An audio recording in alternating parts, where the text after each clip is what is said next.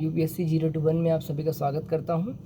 आप में से बहुत सारे लोग जिन्होंने अभी सीबीएसई का स्टेज 1 एग्ज़ाम दिया है और मेंस की तैयारी करने के संबंध में सवाल पूछ रहे हैं हमारे चैनल पे।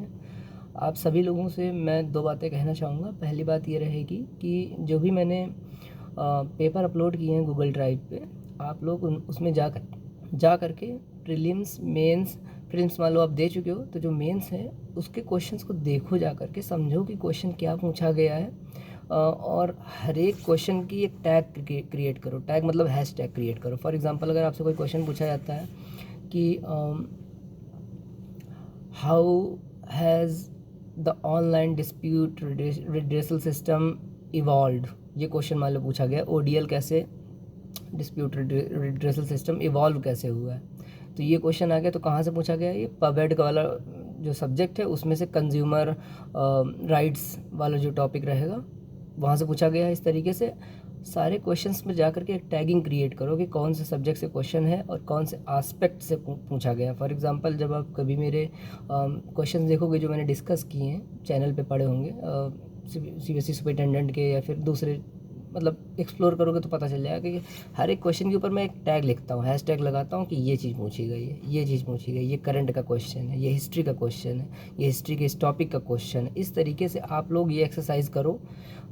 उसके बाद जो उसमें पूछा गया है उसको थोड़ा सा अपनी तरफ से लिखने की कोशिश करो बिना पढ़े लिखे, है ना। अगर क्योंकि इतना विशाल सिलेबस होता है, आप पढ़ करके लिखने की कोशिश करोगे कि मैंने पढ़ लिया अब मैं लिखूँगा, आपके पास टाइम नहीं बचेगा।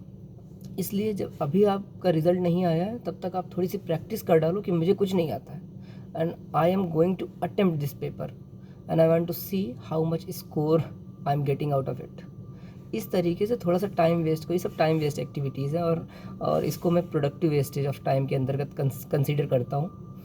तो ये वाली एक्सरसाइज करो। बाकी हम लोग पहले मैंने कुछ सोचा था कि जो मेरे साथ वाले जो लड़के हैं, जो फ्रेंड्स हैं, उन लोगों के इंटरव्यू वगैरह मैं लूँगा और तुम लोगों के जो भी सवाल रहेंगे वो उनसे पूछूंगा। लेकिन थोड़ा सा मुश्किल काम हो जाता है इसके लिए, बट कोई बात नहीं, मैं देखता हूँ क्या कर सकता हूँ। बट फ़िलहाल के लिए आप लोग इतना करो कि हम लोग फ्राइडे नाइट को मिलते हैं, ठीक है। फ्राइडे नाइट को मिलेंगे ताकि हमारा संडे भी ना बर्बाद हो, सैटरडे भी ना बर्बाद हो, और फ्राइडे को हम जो है थोड़ा सा बातचीत करेंगे, वार्तालाप करेंगे। आप लोग जो भी सवाल रहेंगे आप लोग जो है तैयार करके रखो, और उसके बाद मैं कुछ और एक सिस्टम क्रिएट करने की कोशिश करूँगा ताकि आप लोगों की जो भी क्वेरीज़ हैं वो आप लोग जो है उसमें बता सको।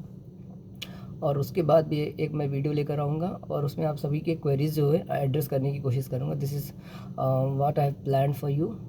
देखते हैं एग्जीक्यूट कर पाते हैं कि नहीं कर पाते हैं, मुश्किल काम है। मुझे अपना टाइपिंग लर्न करनी है, मेरी हिंदी टाइपिंग लगी हुई है ARO एग्ज़ाम की, तो मेरे पास भी उतना समय नहीं है। बट आप लोगों के जो भी सवाल हैं I will try my best to address them. बाकी मेरा सिंपल सा आप लोगों से कहना है, चीज़ें पेपर देखो। पेपर में क्या होता है, हर एक सब्जेक्ट से कुछ क्वेश्चंस पूछे जाते हैं। फॉर एग्जांपल इंटरनेशनल रिलेशंस, उससे एक क्वेश्चन आएगा।